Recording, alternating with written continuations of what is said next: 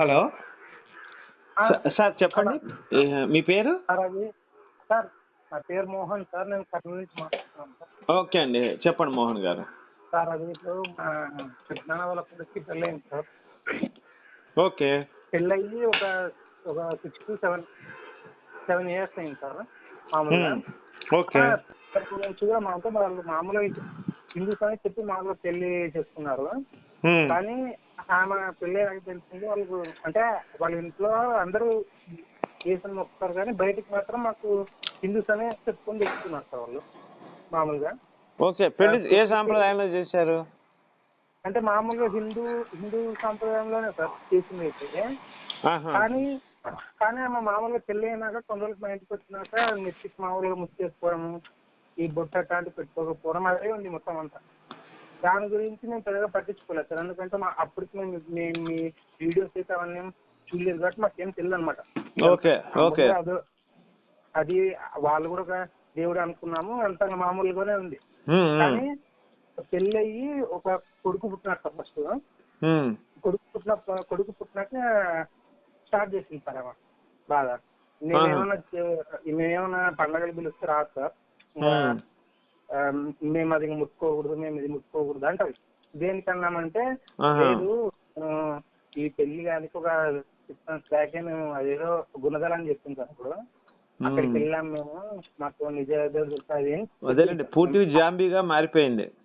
అది మేము అప్పుడు కూడా పట్టించుకోలేదు. ఇప్పుడు మామూలుగా మా అన్న కొడుకు పుట్టినాడు కదా, వాడిని కూడా వాళ్ళకెళ్ళి మార్చాలనేసి మేమేదో పండుగలు చేస్తే ఆ పిల్లోని కూడా మాకు అట్లా రాయించేది కాదు. పిల్లోని కూడా తీసుకొని వాళ్ళకన్నీ అదే వాళ్ళకు సంబంధించిన పూజలకే టెక్నిక్ ఎక్కువగా ట్రై చేస్తుండేది. కొన్ని రోజులకి మామూలుగా కూతురు కూడా పుట్టింది సార్. కూతురు పుట్టినాక మేము మామూలుగా ఖుషి అని పెట్టుకోవాలనుకున్నాం సార్. అంటే ఆమె పుట్టిన టయాన్ని బట్టి ఖుషి అయితే బాగుంటుందని చెప్పినారు. ఆమె మాకు అట్లా వద్దు, మాకు ఇట్లా హిందీ పేర్లు వద్దు, మీరు ఆల్రెడీ మా ఫస్ట్ పుట్టిన కొడుకేమో రోహిత్ అని పెట్టినారు కదా, ఇప్పుడు అట్లా వద్దు, మేము మా క్రిస్టియన్ సంబంధించిన పేర్లు కనుక్కొని పెట్టుకుంటాము ఇట్లా అనేసి గొడవ పడింది. అప్పుడు కూడా మేము కూడా సరే అనుకుని ఊపుకున్నాం. మామూలుగా పేరు పెట్టే టయానికి మళ్ళీ మా పెద్ద కొంచెం గట్టి కొట్లాడి, లేదు ఆ పిల్లని ఆ పాప జాతకం ప్రకారం కృషి అయితేనే బాగుంటావంట, నువ్వు ఆ పేర్లు పెట్టుకోవద్దని చెప్తే కొద్దిగా బాధపడుకుంటే సరే అని చెప్పింది సార్. కానీ ఆమె చర్చికి వెళ్ళినప్పుడు ఏమైందంటే అక్కడ చర్చిలో పరిచయమైన ఒక అబ్బాయిని ప్రేమిస్తుండేది. అంటే పెళ్లికి ముందు నుంచి. పెళ్లి అయినాక కూడా ఇది కంటిన్యూ అయ్యిందండి సార్. మాకైతే తెలియదు, మాకు తర్వాత తెలిసింది. మామూలుగా మా అన్న చెప్పి కొద్దిగా ఇంటికాడికి పోయేస్తా అని చెప్పేది ఆ అబ్బాయితో కలిసి తిరిగేదంట సార్. కొద్దిగా మా అన్న కొట్టిస్తే చెప్పింది అనమాట. ఇట్లా అట్లా ఒక ఈ 6 years నుంచి కూడా సేమ్ సార్. ఆయనతో మామూలుగా ఫోన్ లో మాట్లాడడము బయట. ఏంటంటే పెళ్ళైన 6 monthsకే మామూలుగా సపరేట్ అయిపోయినారు సార్. ఇంట్లో నుంచి మామూలుగా కొద్దిగా దూరం ఇల్లు తీసుకొని ఉన్నారు. వాటితో ఫోన్ మాట్లాడడం మొత్తం ఇదే ఉంది. నాకు అది తెలియదు. ఒకసారి మా అన్న ప్రెజర్ గా పట్టుకున్నాడు సార్. పట్టుకొని 4 గేట్లు కొట్టింటే చెప్పింది ఇట్లా ముందు అది ఇదే. అప్పుడు కూడా మా అన్న సరే అనేసి కొద్దిగా ఓపిక కొద్ది సరే అనుకుని ఊపుకున్నాడు సార్. కొద్దిగా బాగుందని చెప్పేసి మనసు చంపుకొని సరే అనుకుని ఊపుకున్నాడు. తర్వాత కూడా మళ్ళా మా అన్న చెప్పినాక ఒక 2-3 months నుంచి మళ్ళీ స్టార్ట్ చేసింది సేమ్ ఇదే. నాకు తెలిసినా సరే నేను చెప్పలేకపోయాను. చెప్పుకోగలవాడేమో కొట్టేమన్నా చాలా ఆమెని చంపినా కష్టమే, వీడేమో చెప్తున్నా కష్టమే, నేను మనసు చంపుకుని ఊపుకున్నాను.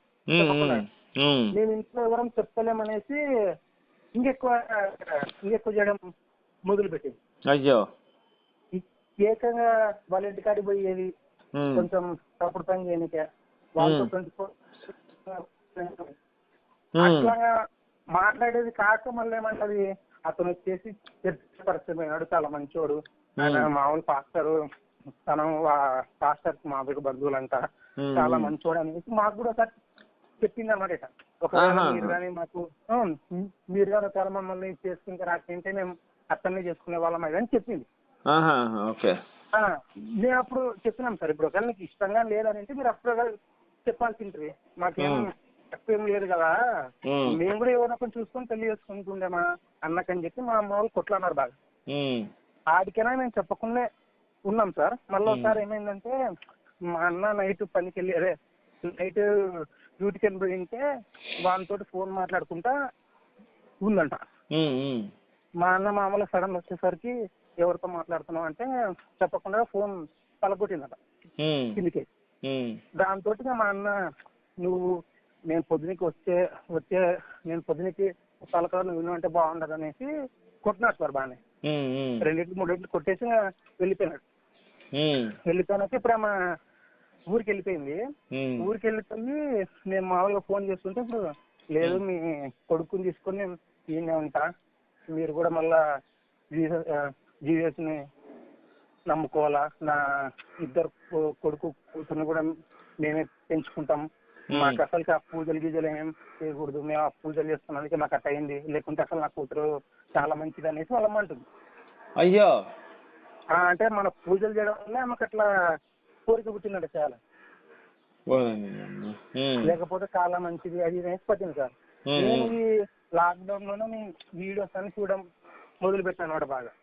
నాకు మీరు మామూలు చెప్తుంటారు కదా సార్, మీరు కానీ డాక్టర్ గారు ఇది అంతా జాంబీ దొరుకుతుంది దొరికింది. అదే సార్, సేమ్ అదే సార్. ఇప్పుడు ఆమె ఏదో తప్పు చేసేసి మేమేదో ఏదో పూజలు చేసామంటే తప్పు ఏం చేయాలనిపిస్తుంది అంటే ఇప్పుడు అందరికీ పూజలే కదా సార్, సగం మంది చేస్తున్నారు సార్ అందరు అట్లానే. లాజిక్ లేకుండా మాట్లాడడం కాక మళ్ళీ ఆమెనే రివర్స్ గా మాట్లాడుతుంది. నేను ఫస్ట్ మా ఇంటికి రాకున్నప్పుడు అదే నేను మీ ఇంటికి రాకున్నప్పుడు నేను చాలా బాగుంటుంది, మీరు చేసే వల్లే ఇదంతా అయింది, నేను పూజలు వద్దని చెప్తే మీరే చేయన్నారు అది అని పడుతుంది ఇప్పుడు మళ్ళా. విడాకులన్నీ మరి మేము వేరే వాళ్ళకన్నా పెళ్లి చేసి ఇస్తామని మా అమ్మలు అంటుంటే నాకు 8 నుంచి 10 లక్షలు కావాలా అప్పుడైతే ఇస్తాను బట్టి ఆల్రెడీ చాలా వరకు దోచుకొని తినింది సార్. ఎంత వీలైతే అంత దోచుకొని తినింది. ఎందుకంటే అది సంపాదించిన డబ్బులు మొత్తం ఆమె కానే కదా పెట్టేది. తిని కూడా ఇప్పుడు మళ్ళీ నాకు ఇంత ఇస్తా విడాకులు లేకుంటే లేదు, నేను కూడా నా జీవితాన్ని చూసుకోవాలి కదా, నన్ను ఎవరు పెళ్లి చేసుకుంటారు రేపు పొద్దున పెట్టింది. వాడు ఉన్నాడు కదా, వాడిని చేసుకుంటే పోయాగా. మేము అన్నాం సార్, అవసరమైతే వానికి పెళ్లి చేస్తాము, 2 లక్షలు లేకుంటే 3 అయినా కానీ చేసేస్తాము విడాకులు అంటే లేదు నాకు డబ్బులే కావాలా, నేను ఫ్యూచర్ గురించి నన్ను తీసి పెట్టుకుంటా, రేపు వాడు కూడా మీలానే చేస్తే ఎట్లా అంటా మళ్ళీ. ఇప్పుడు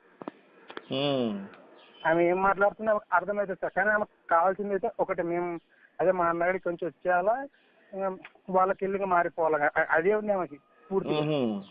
ఏమన్నంటే మీరు ఇట్లా పూజలు చేస్తుందనే రిట్ అయినా అని పడుతుంది. అయ్యో. లాస్ట్ ఇట్లా కాదనేసి మా అన్నకి ఇంకొకరిని ఇచ్చి చేసేసాం సార్ పెళ్ళి. అయితే మొన్న వచ్చి కొట్లాడింది అనమాట, మీరు ఎట్లా చేస్తారు అది అని. నీ ఇష్టం, నువ్వు దిక్కులు వచ్చేటకు చెప్పుకోవచ్చు, తప్పు నీదే, అక్కడ నీవన్నీ రికార్డింగ్లు ఉన్నాయనేసి మా అన్న అన్నాడు. అంటే సరే అనేసి కాంప్రమైజ్కి వచ్చి 3.5 లక్షలు తీసుకుంది సార్. తీసుకొని విడాకులు ఇచ్చేసింది. చాలా చాలా దారుణం సార్ అసలు నిజంగా. మీరు నేను మీ ఛానల్ చూసినాకనే కొంచెం బయట కూడా చూస్తున్నాం సార్, ఇది పెరిగిపోయింది సార్ చాలా వరకు. ఇదే కేవలం ఏంటనే కదా సార్, వీళ్ళ బ్రదర్స్ ఇంకోటి ఉంది కదా సార్, మొత్తం అది పెరిగిపోయింది బాగా. కొన్ని రోజులు ఉంటే మనం హిందూసే మైనారిటీస్ ఖచ్చితంగా అయిపోతారు సార్ పక్కాగా. ఇప్పుడు అసలు వాళ్ళు ఎంతమంది ఉందో తెలుసు మనకి, మనం ఏదో 25-30 అని మనం అనుకుంటాం కానీ వాళ్ళు ఎంత పర్సెంట్ ఉన్నారో కూడా మనకి క్లారిటీ వెళ్ళదు. ఎందుకంటే ప్రతి ఒక్కరు కూడా తిరుగుతారు, వాళ్ళు హిందూస్ అని చెప్పుకుంటారు కానీ మామూలుగా డాక్యుమెంట్స్ ప్రకారం వాళ్ళ లోపల చేసేది మాత్రం మీరే సార్ మొత్తం. మీలాంటి వాళ్ళు చేస్తున్నాం నాకు నిజంగా చాలా సంతోషంగా ఉంది సార్. నేను కూడా కొద్దిగా మన వాళ్ళని సెటిల్ చేసి నేను కూడా వస్తాను సార్. దీంట్లో నాకు చాలా అంటే చాలా, మిమ్మల్ని చాలాసార్లు ఫోన్ చేసి మీతో మాట్లాడాలనుకున్నాను సార్, కానీ మాట్లాడడం కుదరలేదు సార్. మీరు చాలా గొప్ప పని చేస్తున్నారు సార్, మీరు కానీ డాక్టర్ గారు అని కిరణ్ గారు కానీ చాలా అంటే చాలా థ్యాంక్స్ సార్. మీరు మీరు బాగుండాలని నా దేవుని మనస్ఫూర్తిగా కోరుకుంటున్నాను సార్. మీరు మాత్రం చల్లగా ఉండాలి సార్, మా అందరి ఆయుష్కి వస్తే మీరు చల్లగా ఉండాలి. తప్పకుండా మంచి. అది మొత్తానికి అయితే విడాకులు అయిపోయినాయి, మొత్తం అయిపోయింది సార్. ఇంకా పిల్లలు కూడా ఆమె తీసుకెళ్ళింది. మా అన్న కూడా ఇంకా బాధపడుతున్నాయి, ఎందుకంటే ఇప్పుడు ఆమెను పెట్టుకొని ఇక బాధలు పడకండి. నేను అందుకే చెప్తుంటాను చాలా మందికి, అసలు చర్చి సంబంధాలు చేసుకోకండి, వాళ్ళు బాగా చర్చిలో అలవాటు పడి ఉంటారు సెక్స్ కి అని కూడా చెప్తా ఉంటాను. అంటే మాకు అప్పుడు తెలియదు, మేము మామూలు కనుక్కున్నప్పుడు మన వాళ్ళనే చెప్పినారు వాళ్ళు. ఇట్లా లోపల మాకు తెలియదు సార్, అసలు మేమేమి కనుక్కోవాలి. ఇప్పుడు చర్చికి పోయేదే కేవలం సెక్స్ సుఖం కోసం తప్పితే వీళ్ళు పెద్దగా ఏం ఉండదు ఆ చర్చిలకు పోవటానికి వీళ్ళు. అరే దారుణం సార్ నిజంగా. మీరు మీ వీడియోలు చూసినాక నాకు ఇంకా బాగా అర్థమైంది సార్ అసలు ఏముంటది దీంట్లో. అదే సార్ దాని గురించి చెప్దామని ఫోన్ చేశాను సార్. చాలా అంటే చాలా థ్యాంక్స్ సార్, మీతో మాట్లాడడం చాలా ఆనందంగా ఉంది సార్. చాలా అంటే చాలా థ్యాంక్స్ సార్. మీరు చేస్తున్న పని ఇట్లాగే విజయవంతం కావాలి సార్. మీరు అనుకునేది ఖచ్చితంగా ఎప్పటికోసారి జరగాలి సార్ అని నేను మనస్ఫూర్తిగా కోరుకుంటున్నాను సార్. సరే సరే తమ్ముడు, okay, right right, bye sir. Bye.